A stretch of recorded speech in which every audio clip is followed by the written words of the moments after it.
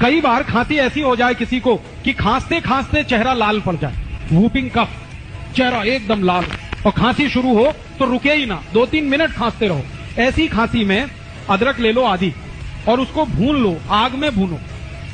आग जलाओ gas burner पे, उसमें अदरक को चिमटे में पकड़ के भून लो।